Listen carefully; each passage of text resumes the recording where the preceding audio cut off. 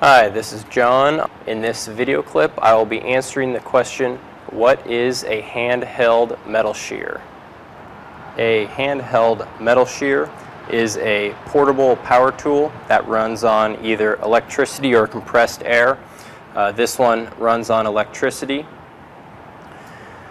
They have a reciprocating blade that cuts sheet metal. This blade is located right here, and reciprocating means that it will move back and forth, similar to scissors as it cuts. You would want to use one because they cut accurately and rapidly along a marked line. They are much less expensive than plasma cutters and do not generate sparks. Since they are a power tool, they're easier to use on your hands than manual snips, and they're faster and easier than a saber saw or reciprocating saw. In addition, they're much smaller and cheaper than a foot-operated shear.